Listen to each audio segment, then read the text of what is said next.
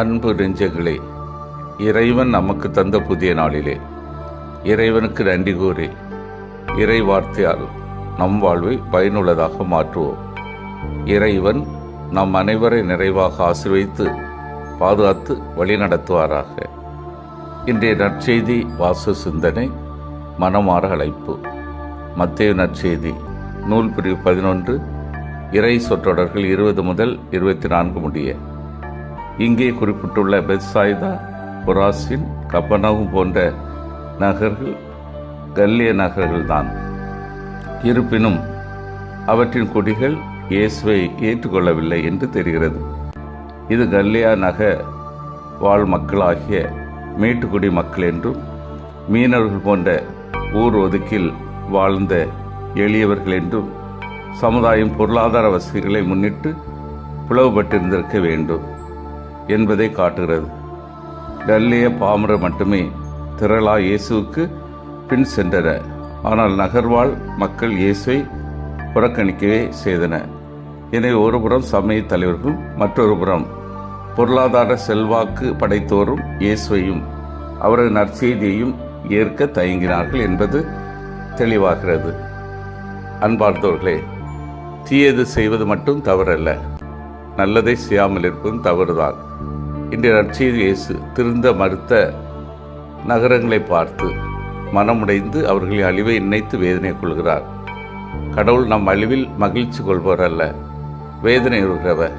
Israel மக்கள் செய்த தவறுக்கு தான் அவர்கள் பல வேளைகளில் தண்டிக்கப்பட்டார்கள்.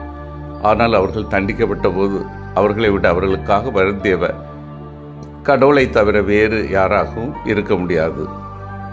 அவர்கள் பல தவறுகளை செய்தார்கள். அதிலே ஒன்று நன்மை செய்யாமல் இருந்தது. அதுவும் தவறுதான். நாம் தீயது செய்தால்தான் தவறு என்று நினைத்து கொண்டிருக்கிறோம். நான் ஒன்றும் செய்யவில்லை என்று நன்மை செய்யாமல் இருக்கும்போது ஒருவர் தப்பித்து கொள்ள முடியாது. அதுவும் தவறுதான். கடவுளின் தண்டனை பெற்றுத்தரக்கூடிய அளவுக்கு அந்த தவறு மிக பெரியது. எனவேதான் இயேசுவின் வாழ்வில் நாம் பார்க்கிற போது இயேசு சென்ற இடங்களில் எல்லாம் நன்மைகளை செய்தார் என்று சொல்லப்பட்டிருக்கிறது. அந்த அளவுக்கு இயேசு நன்மை செய்வதை ஒரு அளவுகோலாக மட்டுமல்ல, தனது வாழ்வாகவே கொண்டிருந்தார். கொராசின், பெத்சாய்தா, கப்பர்நகூம் போன்ற நகர மக்கள் இயேசுவின் அருஞ்செயல்களை கண்டும் மனம் மாறவில்லை. அருஞ்செயல்கள் வெளிப்படையான அடையாளங்கள். ஆனால் அவை நம்மை மனம் திரும்ப செய்யாவிட்டால் அவை வீணாகிவிடுகின்றன. இயேசுவின் வார்த்தைகள் மனம் மாறாமை என்பது மிக பெரிய பாவம் என்று கற்பிக்கின்றன.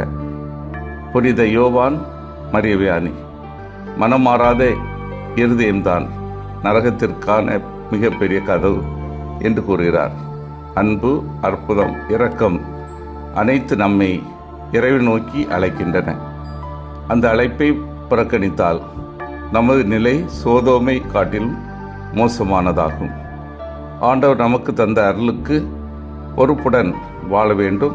அன்றாடம் இரவில் 1 நிமிடம் எடுத்துக்கொண்டு அன்றைய குற்றங்களுக்காக மனம் திருந்த முயற்சி செய்வோம். சிந்தித்து தியானித்து செயல்படுவோம். இயேசுவின் வார்த்தை எனது வாழ்விலே மனமாற்றத்தை கொடுத்துள்ளதா? இயேசுவின் வல்ல செயல்களில் நான் நம்பிக்கை கொண்டு செயல்படுகின்றேனா? எனது செயல்கள் இறைவனுக்கு ஏற்புடையதாக உள்ளதா? மன்றாடுவோமாக. வல்லமை மிக்க இறைவா, நாங்கள் அனைவரும் இயேசுவின் வார்த்தைகளை எங்களது வாழ்விலே ஏற்று மனமாற்றம் பெறவும், இயேசுவின் வல்ல செயல்களுக்கு நம்பிக்கை கொண்டு அவற்றை உணர்ந்து வாழவும் எங்களது செயல்கள் உமக்கு பிரியமானதாக அமையும் வரம் தாரும். ஆமீன்.